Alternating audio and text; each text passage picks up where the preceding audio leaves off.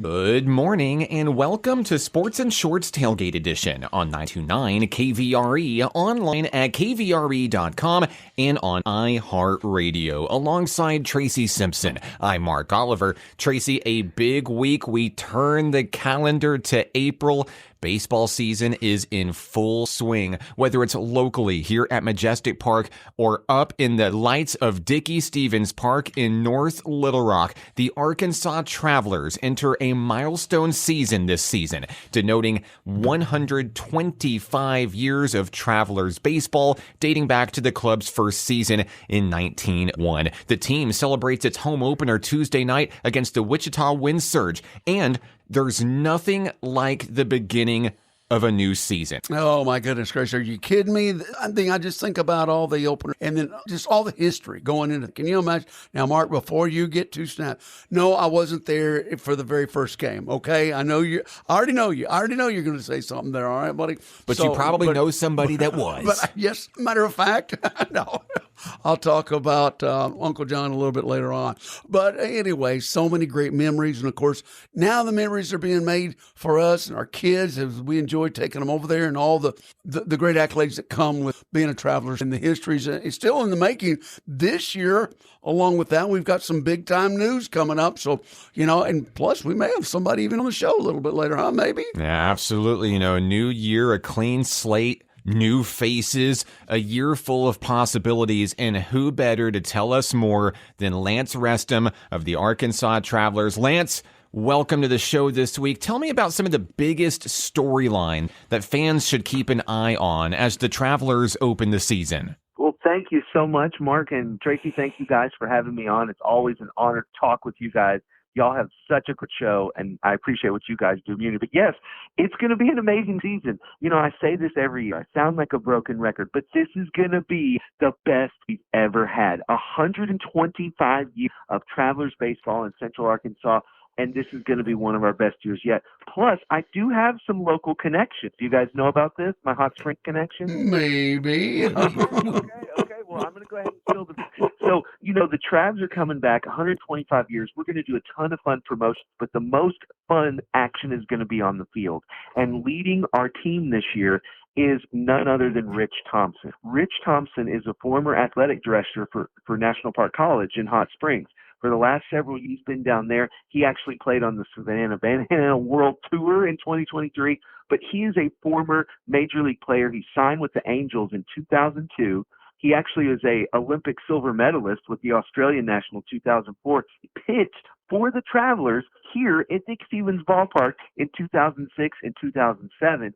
And then in 2007, he got called up, and he's played for the Angels, the A's, the Blue Jays, and had like a 12-year professional baseball career. But he's back, and I think what is a great local connection, he lives in Hot Springs. Mm-hmm. Rich is on the Majestic Park board, so he serves on the Majestic Park board, and he serves on the Friends of the Majestic Park board. His wife, Ashley, been married for, I think, 8 or plus years, is a city leader. So they do so much in the Hot Springs and Garland County just for the community and for kids. It's amazing to have Rich driving the ship. Yeah, we're really excited. Of course, we're big Rich Thompson fans on the show here, and it all comes full circle, right? He got his beginning, coming over from Australia, got his real start there as a pitcher for the Arkansas Travelers. It's how he met his wife. Everything that has come throughout his story, really, you can make the case it kind of began right there in North Little Rock. So an amazing story, a great leader. For me, it's probably the biggest thing that I'm excited for. But really, if you just talk about the coaching staff, it's literally just the tip of the iceberg. I want to know more about this roster and the identity that it looks to build here in this 2026 season. Well, I can tell you 2026 is going to bring back some familiar faces, some top prospects for the Mariners, and some local hometown heroes.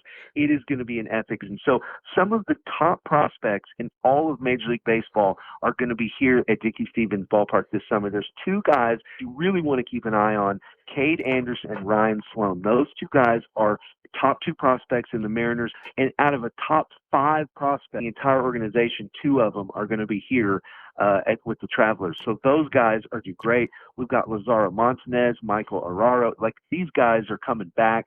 But we had, if you remember, a great year last year. Won the championship in 2024. So we're going to have a lot of guys that already have that fit. They're familiar with this ballpark. They're familiar with this type of baseball.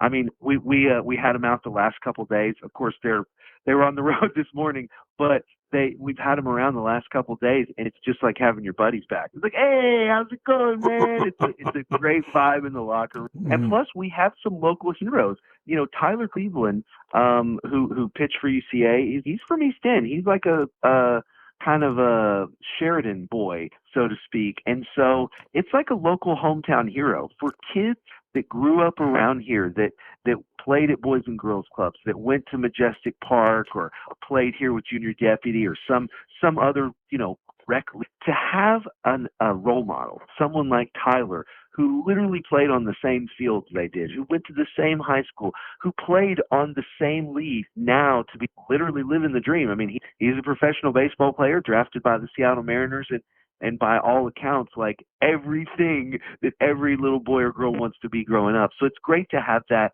It's great to have those role models. And hopefully, I don't know about this one, Mark, but hopefully we will win a whole bunch of games. So we'll see. Well, Lance, I tell you what, I just remember now going on 2 years, you and I jumping up and down on the first baseline when we solidified the championship. We looked like two 12-year-olds after winning a major award and stuff, but we were jumping up and down. And so, yeah, that wasn't that long ago. And then last year, of course, a good year, but coming up this year, not along with all the dubs that we're going to have, but the promotions that you have put through the years. Hey, I'm giving you a big slap on the back and some knuckles right now, because you've really put forth the effort on leading the charge in the community and helping out along with that and along with some of the younger players. So surely appreciate you on that. Mark and I have been dying to hear about some of the promos that are going to be coming up at the park this year. What do you got? Oh, we have a lineup that will blow your socks off. And it starts with our magnet giveaways. We've got bobbleheads. We've got wrestling nights. In fact, opening day is going to be we've partnered with the Arkansas 250 Commission, great promotion celebrating America's birthday. It's our 125th birthday, but it's also America's 250th birthday. So it's a great opportunity, fun promos, and tie those things together. And we'll be celebrating that opening day. I've got like May 8th, we're going to have reenactors come out and actually do a reenactment on the field before the game. So, if we're going to have 4-pound cannon fired in the field this year. That's something we've never done ever. Of course, we're bringing back our favorite Louis nights and fireworks nights. Faith and Family Night, which is one of my favorite nights, will always be back. And then we're doing some classics that we haven't done in a while. Star Wars Night, we're bringing that back. That's going to be July 8th. We've got Christmas in July, which is actually a weekend event. It's July 24th and 25th. And then Harry Potter Night. We're bringing down a Harry Potter. We haven't done that in a long, long time or anything like that. So it's going to be a lot of fun. Plus, we've got just regular promos. Look forward to Dog Days. Everybody loves their dog. Dog search thing. We're going to have 18 days this summer where you can bring your canine friend out and hopefully catch a foul ball for both. We've got $3 Thursdays, which, I mean, for a family of 4, going on a Thursday night in Arkansas summer, a $3 hot dog and a $3 drink. I mean, it's the way to go. And of course, that's at the box office. Your ticket is $3 at the box office. If you buy it online, they do that. But if you show up in person, it's only $3. Wow. And then of course, we have the best dog ever, Dizzy. And so we're going to be doing Barkansas Dizzy Weekend, June 11th and 14th. We're bringing back the Mad Mallards. That's a fun. We love duck hunting here in the state. They'll be here in May 7th to 10th. And then the Diamantes, our Latin. We love our Latin players, and to honor the great baseball coming out of there. It's Fiesta Diamantes, and that'll be Cinco de Mayo, and then a few others in May. So it's going to be an amazing lineup. You can always go to Travs.com and find out all the promotions that are available, or follow our Facebook page. That's a great way. But any day you show up, I can promise you, it's going to be a party. There's so much energy when it comes to minor league baseball. I absolutely love it. The alternate identities. You said Barkansas Dizzies. That made my whole season before the opening day even happened there. But I work with a lot of youth in the community, and they're always like, let me back up a bit. So, so the Arkansas Travelers are the minor league affiliate of the Seattle Mariners. And of course, anybody who follows MLB knows the Mariners almost made it to the World Series last year. The program, the ball club is really, really good right now. The Cal Raleighs of the world, former Arkansas Traveler, by the way. The Mike Trouts of the world, former Arkansas Traveler, by the way. You can look at this roster and you can think, these guys have what it takes to not only make it to the bigs, but more than just make it to the bigs, they can make it to an absolute postseason contender. And I think that's also a really big draw to the ballpark. When the parent organization is playing really, really well, I think that energy trickles down the ranks. What do you think, Lane? Oh, absolutely. That, in my opinion, if you will, of what minor league baseball, Central Arkansas. All those guys, you could sit here for an hour and name major leaguers and current major leaguers and future Hall of Famers that have played for the Travelers and played right here on the ballpark. So, I mean, even the game that Tracy was talking about, where we literally had a heart attack and threw out my back from cheering, the winning run was scored by Cole Young.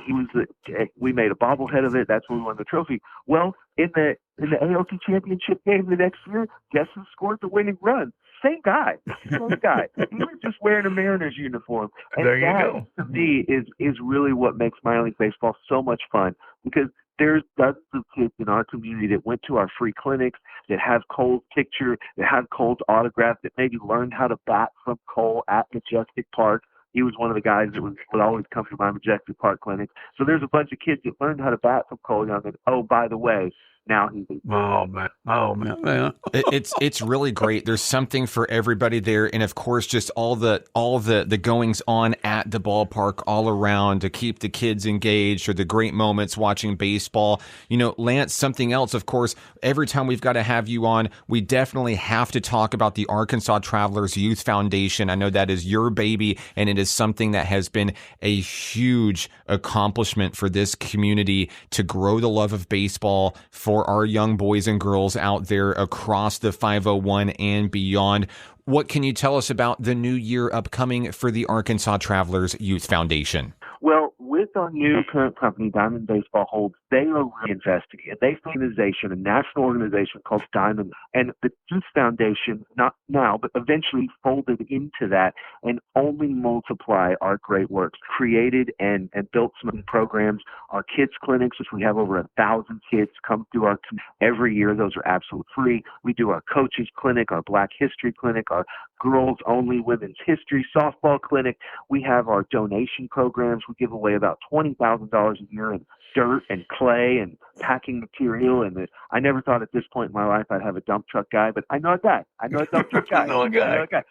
Sometimes you gotta haul, diamond mix or packing clay to East End or to Sardis or to Haskell or something. So you got to be ready for that. And so I know a guy. And then the biggest thing is our college scholarships. We are giving away $16,000 to 4 different universities, one of which is National Park College right there in Hot Springs, and that goes to their baseball and softball program. They get $4,000 a year to help those local programs. So we've been a huge impact. We're able to do a lot of things and make a big impact.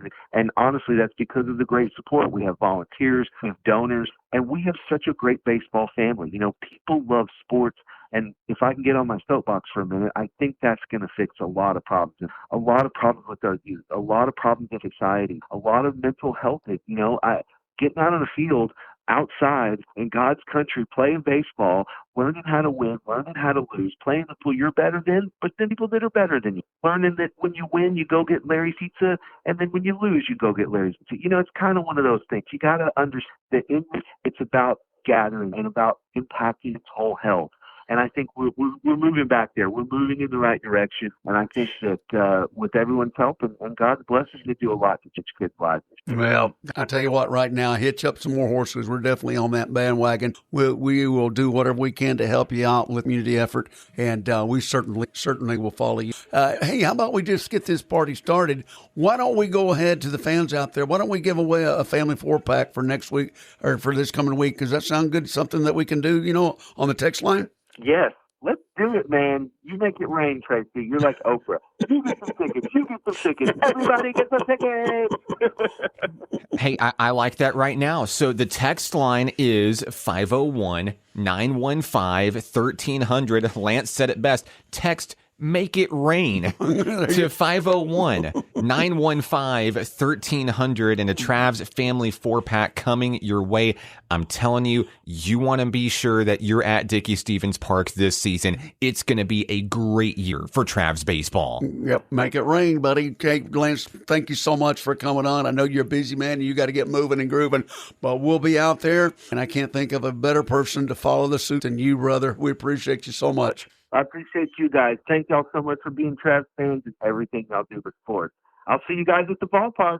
We'll see you there. Lance Restum of the Arkansas Travelers celebrating 125 years of baseball right here in the natural state. We've got a great show for you today. When we come back, we've got to break down some March Madness. It's been absolutely crazy. 4 teams remain, and we'll break it all down when we return. This is Sports and Shorts Tailgate Edition on 92.9 KVRE. Make it rain. 501-915-1300. Second quarter coming up. And we're back. Sports and Shorts Tailgate Edition on 92.9 KV. Tracy Simpson. I'm Mark Oliver. Tracy, it's been a March to remember. March Madness dribbles on into April, and then there were 4. The University of Connecticut will open today's national semifinal against Illinois after mounting a successful comeback against Duke in the Elite Eight, quite possibly the greatest college basketball shot in history. We'll talk about that more in a second, followed by a battle of the last 2 remaining number 1 seeds, Arizona and Michigan, in Indianapolis. Before we go in to break down the Final Four, let's step back a little bit because we didn't even talk about college basketball on our show last week. There were some really big moments in the tournament so far, major upsets, chaos. It really felt like March Madness, from huge upsets, maybe not according to us. We both had High Point over Wisconsin, but VCU knocking off North Carolina in overtime, a huge early shocker. North Carolina fires their coach. Iowa having a big Cinderella story run as a 9 seed there. And then, of course, the instant classics that we saw in the Elite Eight. Of course, UConn coming back from 19 points down versus Duke. I was on the road. Family was in Memphis last week. We actually went and caught a Grizzlies game for the kids' birthday. So the Grizzlies and the Bulls play. And on the way back, I'm stopped at the truck stop and I'm waiting for my food to arrive. And I look down at my phone because the cool thing is driving through Memphis, and I don't know if this is a normal thing there, but there was an electronic billboard that put the exact score up as like real-time scoring updates of the game.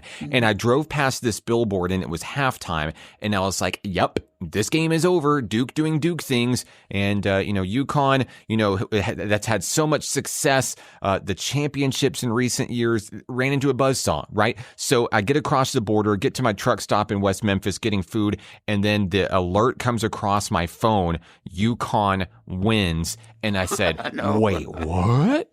And I went back and I watched the shot, Tracy, and I was super, mega impressed. Not only the 19-point comeback, but Braylon Mullins hitting the 35-foot buzzer beater. It's a storybook moment because he was anything but hot from the 3-point line. His teammate bottled up. I mean, first of all, just the steal, the tipped pass at half court. I've had to correct so many people this week. Why didn't Duke just hold the ball? Duke should have just held the ball. First, they had to get it across half court. Otherwise, it would have been a turnover. You only have so many seconds to get it across the midcourt line. But the tipped pass, the 3-point shot, for a player that was not hot and not the guy, and probably statistically the guy to take the final shot, but he took it and drained it from near half court anyway. A magical moment. Shades of Christian Laettner. Oh, exactly. And I know that one stings the Duke fans out there. Mm-hmm. Our new athletic director at NP is a huge Duke fan. I had to console him after the game there, but UConn is dancing in the Final Four. Was that the greatest moment in college basketball. Am I just a slave to the moment, or was that as good as it looked? In my opinion, it's in the top two. Okay. And like you said, I was outside. I was 19. I'm like, it's over. It's over. And I'm coming in and out, grabbing, going back out, doing things, and then looking at this. And I did like you. I walked in, I saw that, I went, what? And then I had to sit down. Obvious, but the thing that drove me and watch, obviously Duke came back, had to get the free throw, bumbled. They all were in the double shot range, and they kept missing the second out of the two, so it was staying close. But didn't realize up going into most part of the second half, they were 1 for 18 shooting threes. Okay? And when they told Hurley that, he about dropped his jaw on that one. He said one shot, but unbelievable. Not only that, but being a freshman. Also, a shot that was heard around the world, so to speak. Yes. But it ranks right up there when no other than NC State on what was going to be a big 3-point shot, but it was a miss. And I rank it right there. And there's been so many shots, but Leitner, like you and a couple others, 3 minutes, Scotty Thurman, of course, the Razorback, and blah, blah, blah.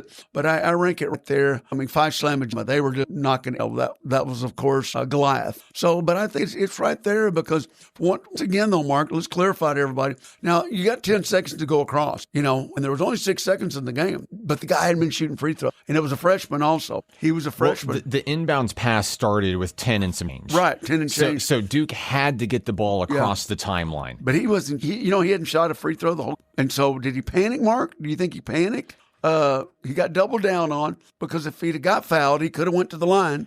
And the guy was going to come down. I know shoulda, coulda, wouldas, but it comes down to coaching because you can make the argument that yes, Duke does technically have to get across the timeline, but what they could do is they could hold the ball for as long as possible, maybe even take the turnover and give UConn... Or just throw the ball up in the air.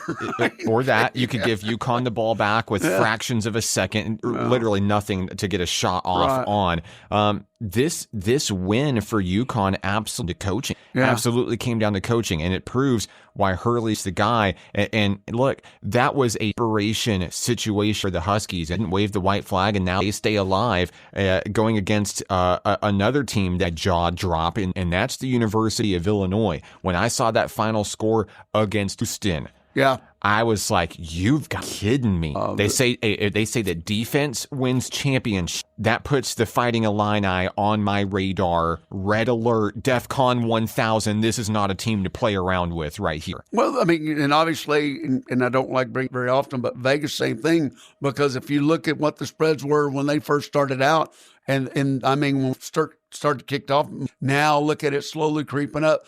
I know that going into UConn, it's going to be a lot closer now. They're the dog in it. UConn's, it's Hurley. I mean, think about it. And that's the thing. It's UConn. It's Hurley. Look what they have done in the rearview mirror. This is a team they're really, really good. They're the number 2 seed. Illinois is the 3 seed. The Fighting Illini are a 2.5 point favorite in this game. I know. Because they made an absolute statement against a Houston team that on paper, they didn't have any beating that team. But now they're in the mix. And I know you're looking at the bracket. We're going to talk about our number 1 seeds here in a second, but whether it's Michigan or Arizona, I know I've heard a lot of conversation this week. Oh, it's a cakewalk. Michigan, Arizona is the championship game at this point. No.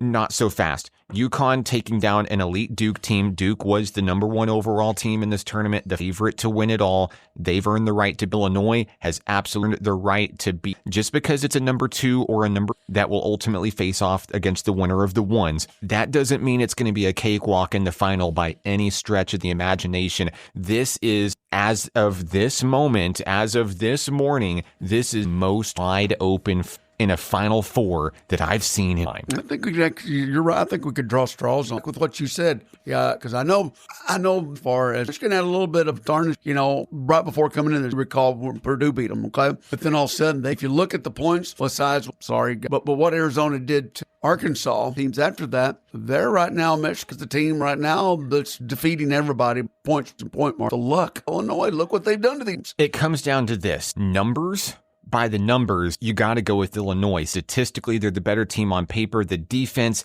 was that a flash in the pan? Houston on a floor like that, and they made it look easy. UConn's been here before. They have the edge in tournament experience. They've got that perimeter defense.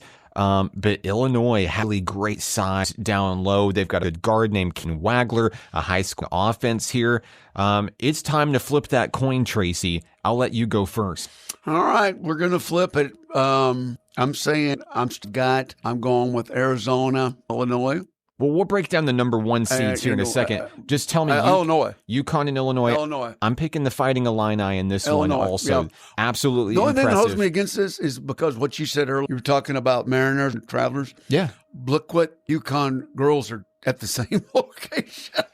That's right. It's winning. You know what I'm saying? It's winning. And so that's the only thing from picking UConn, because I think the girls, can you have both champions? Yeah, absolutely. And I think it would be amazing for that to happen here. I think I've already let the cat out of the bag. I am going with Illinois in this one, but I'm really excited to see this matchup here. The Huskies are looking for their third title in 4 seasons, taking out a big Duke team. They've got a top 15 defensive efficiency ranking out there, but I like the dogs in the fight for this Fighting Illini team.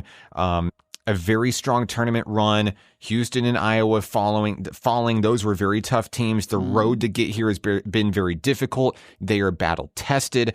And then Andrei Stojakovic averaging 15 points in the tournament. I mentioned Keaton Wagler. I think that's a 1-2 punch that can bring this game into the championship. They will face off against a number 1 seed. Which number 1 seed? We need a little bit more time, I think, to break down Michigan and Arizona. So let's take a break. And when we come back, let's continue our wrap up of March Madness play and much more to come. It's Sports and Shorts Tailgate Edition right here on 92.9 KVRE. Third quarter coming up. We're back. Sports and Shorts Tailgate Edition. Tracy Simpson. I'm Mark Oliver. We continue our discussion on NCAA men's tournament action. March Madness now rolling into April. It's April Madness. We're going to talk about this big matchup happening later tonight. Number 1 Arizona, number 1 Michigan. These two teams absolutely the winner of this matchup has to be favored going into the big dance, the final showdown here.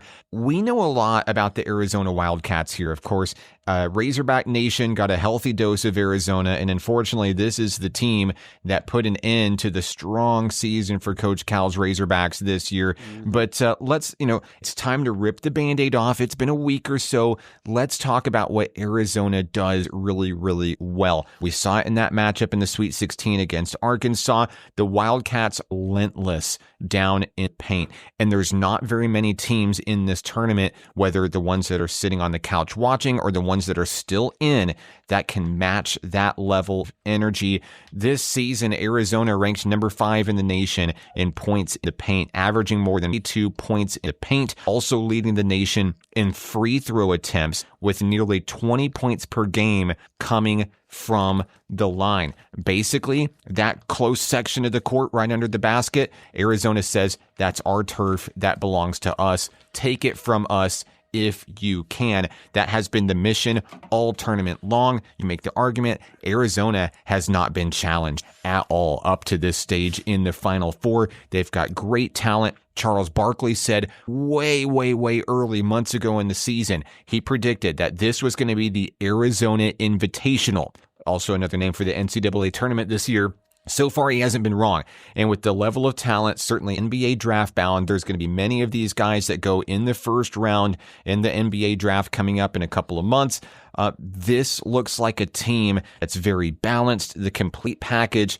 To me, they look like they can get it all done. That's what I saw, from the very get-go. My back bracket was busted after all these semis. But I've had Mark, they own the paint. They own whether foul calls. In Arkansas, unfortunately, it happened to them a lot because they got in the paint. Then you got one guy going as 3 because it seems like everybody they have is down in the paint. And that's why they get the rebounds. That's why they go to the foul line. You've got one guy, maybe 2 if you're lucky, going against all their guys because they do. They just do this. You were taught in junior high, grade school, follow your shot. You were taught that. Well, guess what? They all follow everybody's converge as a team. You have so many of them down there. There's a bunch of cats having a compound down in the paint. And that's why they draw the fouls, is because the one or two guys that are on the other team are trying to go for the ball. And of course, and then that's how, or at least that's one of the analysts, that's the way he stated it the other day. And I agreed with him. When you got more people in a certain area, you're going to draw the foul. It's just that simple. That color of their team is what the guys, is what the stripe season goes, oh, well, it happened to him. Who knows who's the calls all the time? But I do know this. They're going to and guess what else they're doing? They're making them. They outshot Arkansas, which Arkansas, if you recall, they had been going to the line more than anybody in the SEC. Yeah. You follow up the games that they played. Everybody outshot those two, and their defense, like you said a while ago, their defense is unbelievable. And after they played Arkansas, everybody, they're hot right now. So, I'm going with them. Michigan's hot too right now. Don't get me wrong. But I'm going to tell you what, if I chose the better two, I would think they have. Arizona's that kind of team that wants to come out from the opening tip-off, punch you in the mouth, and continue running downhill, that snowball effect to turn into an avalanche, turn into a blizzard, and just take the game by storm there. And it's worked for them. But the one thing that we really haven't seen is Arizona being tested, Arizona having a claw back from behind. Can they do that at this stage? The one team that can challenge them to do that is the team that meets them later tonight. It's my team to win it all this year. Whenever I wrote out my bracket, my team is still alive. It's the Michigan. This is a team that can quickly shift gears, and they can a third gear, a fourth gear that few teams are able to match. Now, in that victory over Tennessee, it was a very complete performance by Michigan. They outscore the Volunteers 48-26 in the first half, and then in the second half, later in the first half, they rally. Tennessee was leading like 16-15 at the time. Yep, very Michigan low. rallies on a 33-10 run and a half. I don't know why, but all throughout the season, anytime that we were out and about in public, I'll never forget sitting down and eating pizza with the boys. For some reason, back in December, Michigan and Michigan State was on the team, and I saw Michigan State absolutely dominating this basketball game. Michigan never looked phased. They never hit the panic button.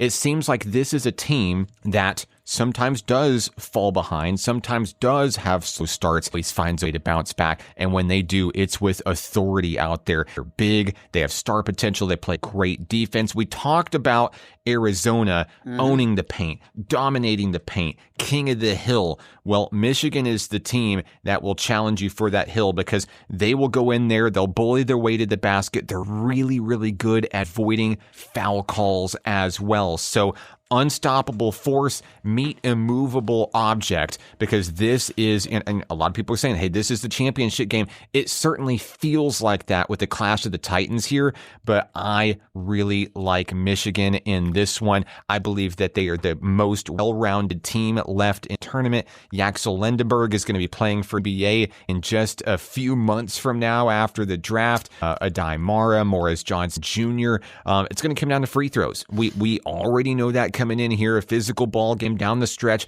I'm not going to say that it's not going to be close, because I believe that it will. I have Michigan with the upper hand, close battle. I'm talking one score ball game when it's all said and done, but I picked the Wolverines to win it all for the games. I've got to stick with my team. I've got Michigan meeting Illinois in the finals. Mark, I'm glad you said that. Here's a dynamic.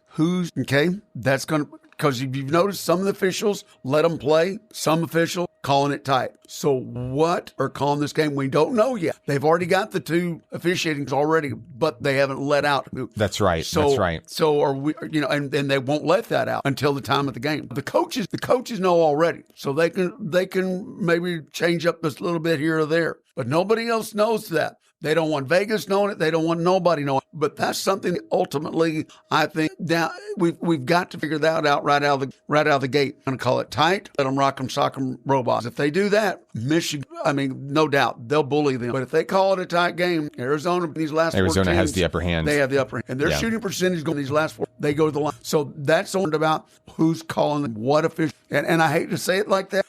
It affected Arkansas.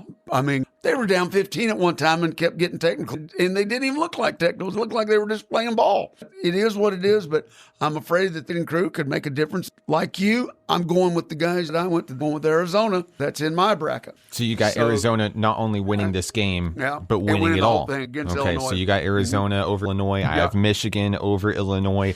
This has been a really fun turn to watch. And, you know, I think it's time now that we can rip off the other Band-Aid here Right. and kind of recap Arkansas's performance in here. Sweet 16 for Coach Cal. I know it's kind of like championship or bust. It always feels that way with this team. This was a solid for Razorback men's basketball. I think everybody can agree on that.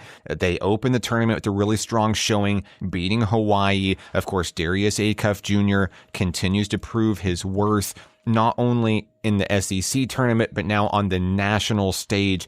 A 24-7 game, points and assists, a really efficient shooting night, really went off. And I think that performance, not even considering a high point, but just considering how he opened against Hawaii, he did some things in these first two games of the tournament that no freshman had ever done before in terms of the points and assists. 60 overall points over the first two games, helping boost his team to the Sweet 16. I think it draws invaluable attention when it talks about NBA draft stock. I know we don't want to talk about the NBA draft because that means we're closer to the end of the Acuff era. I'm going to be honest with you, it's already over. It's already over. He's come in, he's proven his worth. If you love him, you got to let him go. Yep. And you got to congratulate him and continue to support him when he finds his next home in the league. That's the whole point of this coming in. He had a season to remember. It obviously wasn't a fluke. He's the real deal. Now, how that talent translates on an NBA stage may be a little bit still to be considered and still to be determined out there. But one thing's for sure, his performance in this tournament has absolutely elevated his NBA draft stock. I mean, just in the SEC tournament and the NCAA tournament alone, he averaged 30 points per game, 7 assists per game. He shot 46% from the floor, 9% from the three. Not only historic numbers, coming in, Acuff was projected somewhere in the bottom half of the top 10. Right. Which is amazing for a freshman campaign. But now some analysts are coming out now saying that Acuff's performance, depending on, because of course it comes down to a draft lottery. We don't know who number one, but depending on whoever gets number 1, number 2, number 3, or number 4, whoever gets that pick, whoever has the bigger need for a guard, Acuff absolutely could go in the top based on his performance. Well, and now, because his $1 million that he's getting right now, and all the other deals. Now he's got the shoe deal. We didn't even talk about the shoe deal. Now he's got the shoe deal. So his one just turned into 10 that overnight. And good for him. Oh, absolutely. But good for Arkansas. Good for Arkansas. Good for Arkansas. Yes. We just watched the McDonald's All-American game. That's right. And That's we right. got the best guard in that game. Where? To Arkansas. The NWA. So just telling you right now, we've got 2 squads, Arkansas, and we'll follow that down the road, of course. But look, we got to see who stays. No Cuffs as far as the other. Congratulations on Coach Cal. Mark, I'm going to put it at the table right now to prove. Oh, for sure. I'm just telling you right now. He has a home. He has a home. Now, not to say that he wasn't loved and adored in Kentucky, because he absolutely was, but he has been so well received by this fan base. And let's be honest with it, this fan base can be absolutely brutal at times to head coaches and leadership. And I think that they've adopted him very, very well. And well, they're not Philly, but they can be. They absolutely can be sometimes. I believe he's here to stay, and he's probably welcome as long as he wants to stay. All right, let's go. We definitely got, you got Michigan overall, and I got Arizona. All right, you like non-fat orange drinks? Non-fat orange drink. That's what it's going to taste like when you lose. They call it orange juice, buddy. No pulp. You give me pulp, I throw it in the trash. I'm going to give along you with your bracket. We're going to pulpalize you. Stop it. We better take a break to compose ourselves here. Local Roundup coming your way next. Stick with us. It's Shorts Tailgate Edition on 92.9 KVRE. Fourth quarter coming up. And we're back. Sports Tailgate Edition, 92.9 KVRE. He's Tracy Simpson. I'm Mark Oliver. Tracy, the largest crowd in Oaklawn history last week, and Renegade takes it down, the favorite going in. We talked about it. The field was pretty heavy, packed with talent there, but Renegade leaned on that popularity all the way to the finish line. $1.5 million in the Arkansas Derby, and positioning himself as a leading Kentucky Derby contender. Me and the family, I'm going to be honest, we got out of town birthday weekend for the boys. Like I said, we went and caught a Grizzlies game, went to the Memphis Zoo, but I saw the photos from your box at Oaklawn. It looked like an incredible time. Yeah, in that atmosphere there, I know it's all about, but it's also, if you go to the can be a family day, and the kids were there, even Neeson's there, just big time for everybody. And of course, we got to see. I think in my position, I watched the Florida Derby. From what I saw, and those two, not taking anything away from down at Fairground, I think we made. So you think Renegade is the way he ran? It was in the lead. He started in dead last. Dead last. Silent Tactic was running and gunning, and then it comes down to jockey, right? At that point, it has to come down to jockey. He swung wide, and you saw the horse go back and forth. That's because what he did, and he was still on his right lead. Then when he shot out there, it's when he changed the lead. It was gone because you could see him swerving out in the middle of the track a little bit. He's still green. You forget this is only his fifth race. He's still green, and the way he shot out there is what you're to do. Stay up close. But we'll talk about that down the road. It was a fabulous day, absolute gorgeous. Sun always shines. And can I say congratulations this also week to Hall of Fame, and got to the Walk of Fame was Terry Wallace. Yes. Terry Wallace. So many great years. I go back middle 70s knowing Terry Wallace, and congratulations, man. Yeah, it was fabulous. And we talked about it. We had Renegade. Matter of fact, we had the top three, didn't we, in the race? Yeah, didn't we? Seemed like it was a pretty good day for Tracy Simpson over there. We had a lot of fun with it, but we had a lot of other things going. So many different events. Baseball, softball's happening right now. It's great. The Garland counties are really doing well right now. I mean, if you're out at Majestic Park on Tuesday night or Wednesday night, league night, it is popping right now. The youth leagues have kicked off, and they are in full swing. So much fun, so much action there. You can literally go to Majestic Park and see like 50 people that you know, because everybody in Hot Springs is there on league night with their youngsters playing baseball this year. Another congratulations here, of course, some news coming down for Mountain Pine High School this week. Joey Alderman has been selected to take over the reins as head coach of Mountain Pine High School senior high football. Joey, of course, a Red Devil alum. He was my catcher on the Mountain Pine Red Devils baseball team. Boom. Head coach of Mountain Pine baseball. He's been an assistant with the program for a number of years, and now he gets the opportunity to call the shots for the team in the jersey that he once wore out on the field. Congratulations, Coach Alderman, and good luck this upcoming fall season. Mark, hey, look, he already knows the players he's up to Yes, right he now. does. So that's an asset. And I've said this twice or maybe a dozen times. That junior high team coming up is going to reckon with. I'm telling you, obviously made a mark, had some play up already. That team coming up, he's already got a good start right now. Be causing problems in that conference, I promise you. Unbelievable. And of course, his coaching capability, we already know leader. And I think not only for Mountain Pine, for football, the rest of them, unbelievable. Yeah, it was a great run there. Tracy, a great show this week here on Sports and Shorts Tailgate Edition. Jammed-packed action. Lots of things to catch, of course, tonight. The two Final Four matches on TV. We'll have the championship game breakdown. And, of course, don't forget opening day, the home opener for Arkansas Travelers baseball coming up Tuesday night. Your chance to win tickets, a family 4-pack. Once again, you can text the magic phrase, Make it rain. Make it rain. To 501-915-1300. You know, another cool milestone from this week, Tracy, out on Tuesday at Majestic Park, I called my 500th broadcast for National Park College. The softball team did me right. I got an autographed softball, a painted banner from the team. Thanks to everybody for all the congratulations this week. 500 broadcasts. I've been doing this a long time. I feel a little bit old, but boy, it feels good to do what you love every single day for sure. You look great, man. You look great. Can't wait to get back on the gridiron with you too this fall. So keep it going. Keep it going. That's our show, Sports and Shorts Tailgate Edition, every Saturday morning at 10 a.m. right here on 92.9 KVRE. He's Tracy Simpson. I'm Mark Oliver. We'll see you next week. Game over.